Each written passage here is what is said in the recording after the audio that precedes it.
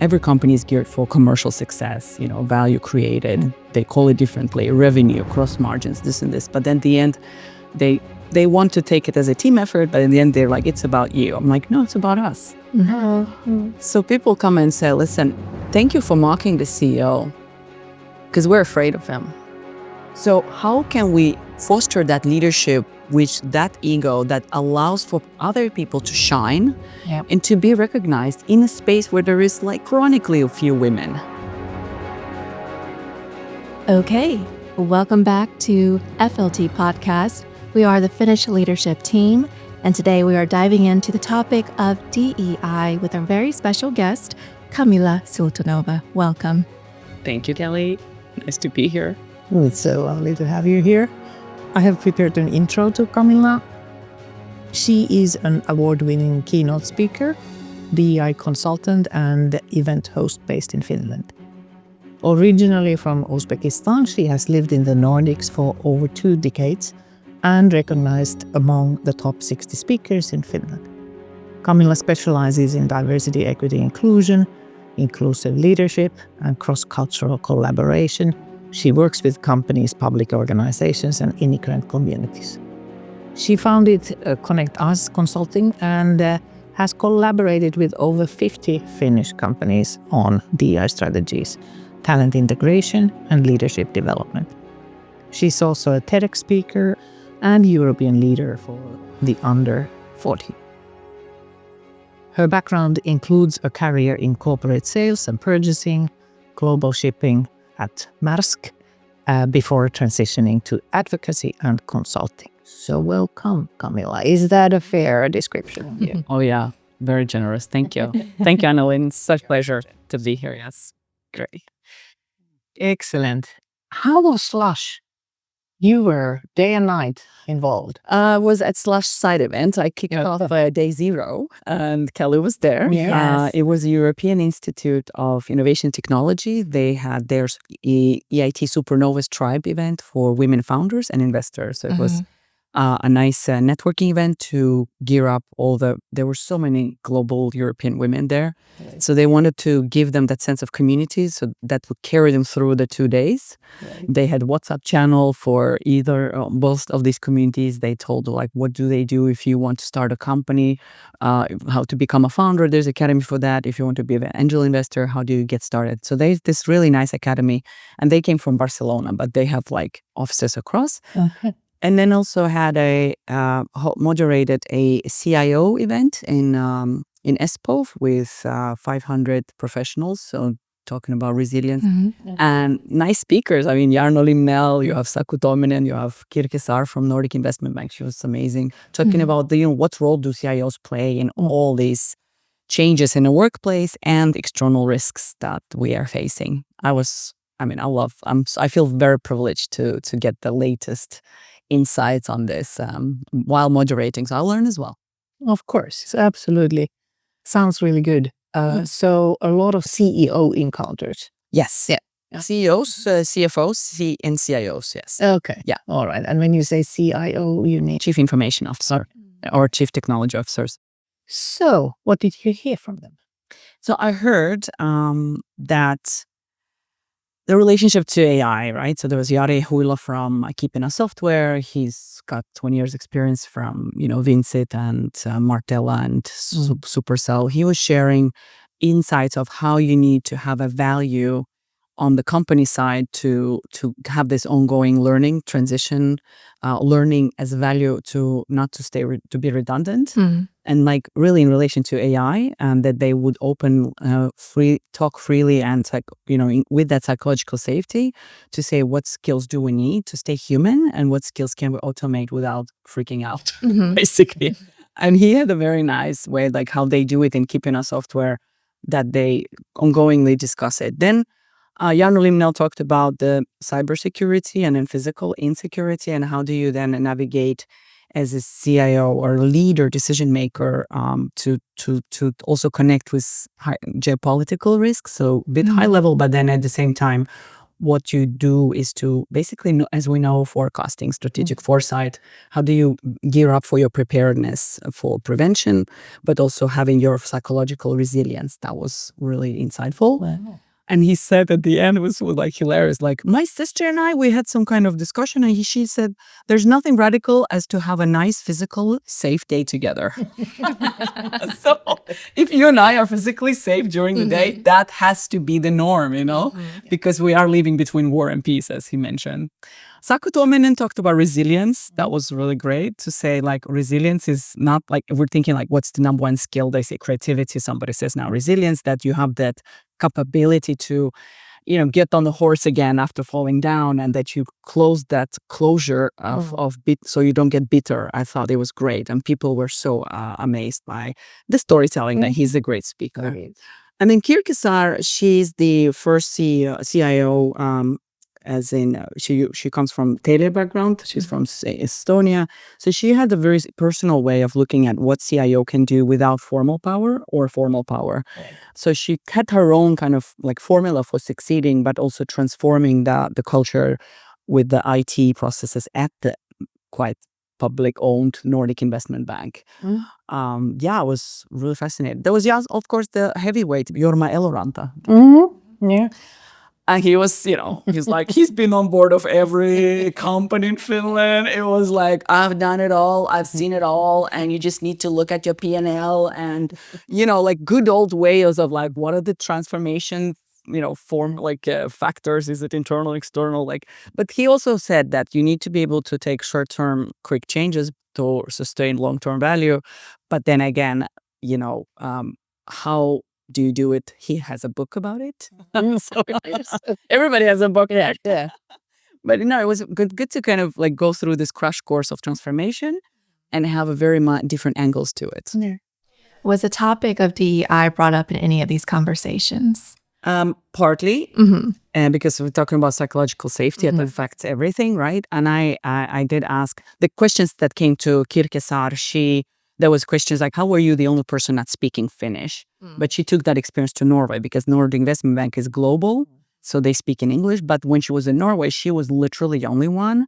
So she did struggle, and it was hard to be included. And that, then I brought up that I do work on linguistic inclusion here, so that we need to have the linguistic policy. How do you make sure that people don't fall out of these conversations, right?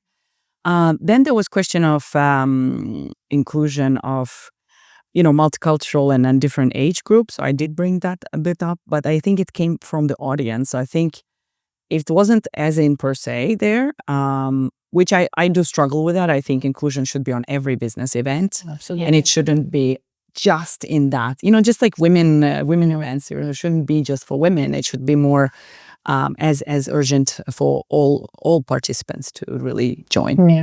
Yeah. But I brought in my own ways of comments because I tried to keep like a big picture. Right. So people appreciate it. And I did I bring up something that people really loved, especially women. So at the end of the event, Sako was the last speaker. He's like, resilience, we have so many like life hits in different ways. But if you think of, you get through divorce, something happens to your kids, some, like bad relationships, something happens, whatever, all these externalities. And then I said, and I also have a period once every month. And that my resilience like falls off at that point. Let's be clear. And he was a bit like, And then the women were like, So the audience women was just like, well done with the period. Say next time the menopause. Right. Exactly. I was like, let's make it let's normalize it. Exactly. So vulnerability was also on this. Yes. Very much. Yes. Yeah. Yes. I mean, different speakers brought it with different nature. Yeah. But I think Sako made us all vulnerable. People were tearing. I was tearing. So it was great that, you bring in the humanity on the table, because beyond all these titles, there are people. Right. So how does resilience and vulnerability come together? If you need to be resilient, but also as a leader show vulnerability and be able to encounter that as well with your... Well, I guess it's resilience in a way that I understand is it's a grit, it's the sisu, it's this perspective in your future, that no matter what's happening in life, you know that you got the tools and you got the capacity and you got the support network to kind of pull you through. And vulnerability is also recognizing, openly sharing that, listen, guys, as this company, what are the ways that we're going to transform this company organization? 80% of hands were up when they asked how many of companies are going through transformation. 80% lifted their hand, and then who is freaking out? Everybody did. Who is not freaking out about AI? Nobody, not lifted it. So it affects everybody. And I think that, again, back to Jari Huila, he was good in showcasing how do you build the communication. You can be shouldn't be on both extremes, that on one side, do business as usual. It's like everybody will be fired, right? But to be that in the middle, vulnerably saying we don't know what's happening, but let's go through this together and see what type of skill set do you need in order to perform at your work. Yeah. I thought that was so clearly said. Yes. So communicating, understanding, I don't have all the answers, and be humane. I think a lot of people are, and depends maybe on the sector that we are thinking of, right? So, but that was in a way, once you're vulnerable, you're much more resilient, which is a paradox, right? You shouldn't be that. I'm the Tarzan, and I'm gonna go through it, or Superwoman, or this. You just start thriving in a way through that uncertainty, because that will be with you all the time. Right. Yeah. There's the perfect storm for communications and leadership communications right now. So it is really, really important for inclusivity as well. Absolutely. Yeah. Inclusivity is also a way how you turn people in to follow your change, right? If you don't include people, feel left out in communication, between departments, between countries. I mean, you know it all with Nokia. Yeah. How do you communicate that everybody's on board? Yeah. So, CEOs, leaders, and ego. Oh, love that topic. Oh, I love it. In Finland. So, yes. So let me start by saying, this year, I pivoted a little bit from DI work, because obviously it's been a horrible year, few years, and to hosting. So now I look at companies from totally different perspective, set of eyes, and I see, how leaders show up. And I'm positively surprised, because public speaking is not everybody's cup of tea. So even your Mailoranta, he was nervous. Can I wear a tie? He said. I mean, he don't have to ask anything, right? But so people are very inside they're nervous. But then at the end of when I host events, how do they show up with the content, and how do they close the events? Right. So at some point when we every company is geared for commercial success, value created. They call it differently, revenue, cross margins, this and this. But then at the end, they want to take it as a team effort, but in the end, they're like, it's about you. I'm like, no, it's about us. So people come and say, listen, thank you for mocking the CEO, because we're afraid of him. So there's a lot of stuff in the backgrounds happens. And it is, I use the humor, I use, that kind of that business prowess that I have to question and challenge for the inclusion plus the business side of it. I know we can't always look from one prism. So the definitely, you see less ego, as in per se, the core leadership for me, Finnish leadership is much less ego. It's very much, consistent, value adding.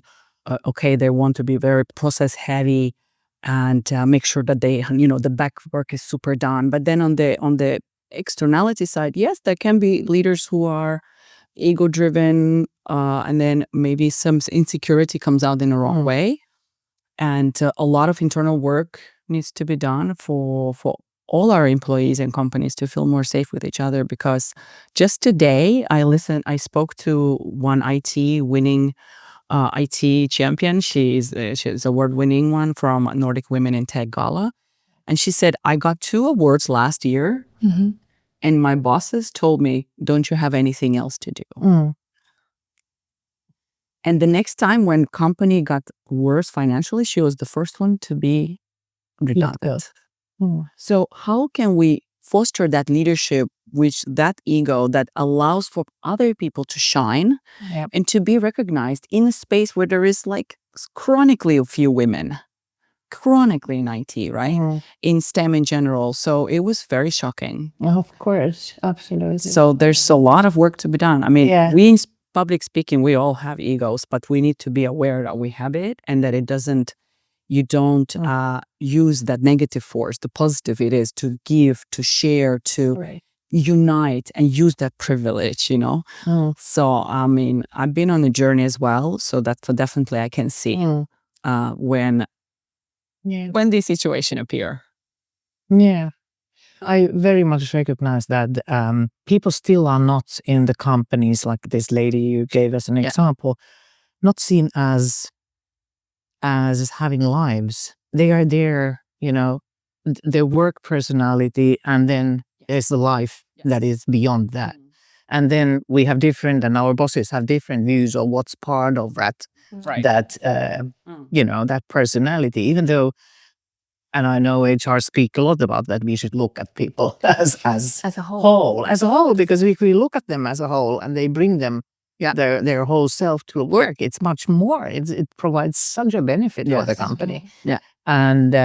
And all these awards, they are good for that company, whatever she works. Exactly. She raises the bar for what that company has to offer and allows for physical frames, but mental frames to grow and develop and advance in the career. Yeah. And what an icon for others in the company. Yes. Yeah. I do have a question. Going back to what you were saying about leaders and their egos, what sort of advice do you have for leaders to kind of overcome that? Right. So for the ego, how do you remove your ego? Well, most wonderful thing is, which is normalized now, is coaching, right? Executive coaching, peer supports, reverse mentoring, you know, regular conversations, you know, there's leadership camps and whatnot. And it's not just like the specific normal leadership camps, but also where that with people who you don't know necessarily, there is always nice way to be anonymous. Like we have these women circles, right? When I had one 7 years ago, first time, it was like first time talking about aging, like, wow. And it was good to talk to someone you don't know, because it was like, oh yeah, I dye my hair too, you know. Oh, do you have the chin hair as well? I'm like, yeah. So I think one thing I picked up from a Shift festival, there was this leadership camp I was hosting. It was really fun in Turku in May. So in the leadership camp, there was this conversation of like, so how do you define continuously leadership as a success? Like, how do you know as a leader that you're successful? And there was Elina Koskela and Timo Lappi. Elina Koskela, she did this book on leadership careers. So she said leadership as a profession is not a title. That was really good, and you know, strong conviction there. And she did the research of like interviewing like hundreds of CEOs and leaders. And then Timo Lappi, he's CEO of Fonde, so he said, well, on every Friday, I have a wine, a pizza, and a psychologist talk. So I have this trio, so that you need to kind of go through what's happening, because leadership is get lonely. You're tasked with all these things. You need to think big ideas, strategy, and then bored and like breathing in your neck. And so it was fascinating. That I think the advice is to never stay alone with yourself, just like anybody, because we are living digital lives, busy lives, and we're disrupted all the time. So if we are, you know, overworking, nobody's gonna benefit from it. Neither of your subordinates, your you know, strategy is gonna go south. And I think, you know, this networks, which should be diverse networks, could give you different insights. So that's why I always bring in not just mentoring, but reverse mentoring, being mentored by the younger generation. Exactly. Yeah. That's coming up. As someone in Oulu, I think JCI Oulu is doing this. And then it's quite big in Norway, but I don't know. We should bring it up. Yeah. Bring more. Maybe next time, Vartsila, reverse mentoring. Yeah. I have tried to advocate for that. And we have now used the astonishment reports. So our on-call trainees, when they join, we ask them to sort of gather astonishments, things that they see that are surprising in positive and negative, and then, you know, bring them up to their leaders and teams, and, you know, and especially people who are not the majority, they have totally different experiences and views that how they view the team. So really, That's sort of a light reverse mentoring type of thing. Yeah, but that's nice. That's like, okay, at least getting their input and kind of using it into your work. Exactly. I mean, 7 years ago, there was something called Millennial Board. So there would be young consultants, also coaching and mentoring CEOs. I don't know if it's still alive though. No, but Yeah. Since you both are DEI experts, I do have this burning question that I want to ask both of you. So I would like to kind of put on the devil's advocate hat right now. There's this conversation around DEI where it's most impactful when it's a result. But what do you think about it when it's tokenism? I want to hear your thoughts about it. Right.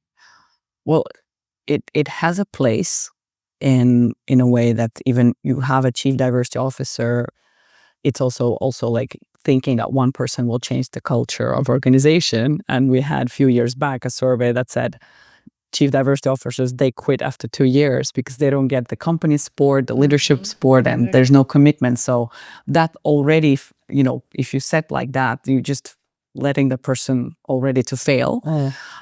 You could also ask me like, okay, am I hired based on my capacity, or am I hired because I'm a diversity hire, Exactly. And it is a way, you need to know your own worth. You need to know your own competencies, not to be like falling on this, because you will be always self-critical if you fall into that narrative.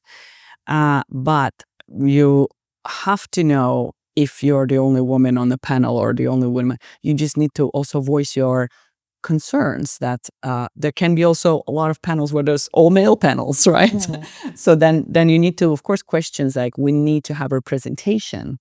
So I would say to the people who are professionals or belonging to different minority groups, once you asked, take that, because that's already privilege that you've been invited to the conversation, and never, punish yourself by saying, oh, am I the token? Exactly. You cannot do that, because you're losing your privilege and that's losing your influence. And you're losing an opportunity. Absolutely. Yeah. And we want that opportunity to prove the skills, the capacity, and the passion, right? Yeah. For those who are thinking, okay, it's tokenism. Well, we're also in a country where there is very sporadic diversity across the country. Outside the capital cities and big 20 cities, I mean, there's 1%, 2%, 3% of diversity.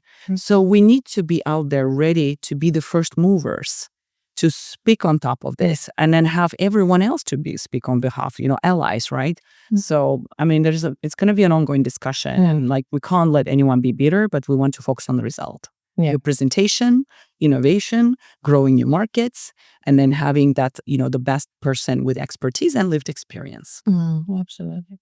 So what I'm worried now that in Wärtsilä we are embarking that DEI journey is this sort of, I don't want tokenism to become a stressful thing for our minorities, so that every woman needs to represent the whole womanhood in the world, or every person of color has a bigger bag to carry than what they can. So that is something just to perhaps chip into this discussion, is that we need to be, and as your example, so we need to be just very careful that we don't overload people with them having to represent the whole group of people that we think they are part of, which they might not agree or even feel part of. Kamilla, your hope for DEI and DEI's future. Right. So I must say that this spring was quite tough with the American administration, and coupled with economic difficulties in Finland and Europe. I think, we all have to have a plan B for the DEI, and we've seen people, professionals, and I have a community of DEI professionals who you've been there as well, to maybe tweak a bit of the names, so I also say I'm inclusion expert, because inclusion is about, creating that sense of inclusivity and the processes, and we don't want to scare people off. But I think a lot of events that I speak or I've been as a participant, there are strong signs that we are in that space of global world. We cannot continue without cross-cultural competencies. We cannot succeed any future foresight. Even Finland 2045 report that's been done for the government says cross-cultural competencies are number one key to adapt to the growing changes in the whole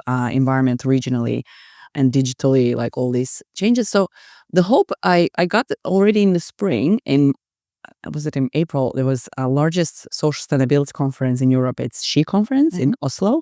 So I was there and I heard Minister of Foreign Affairs of Norway, Espen Barth Eide, and there was a chief of police in Norway, and there was another, very much like chief of secret service and stuff.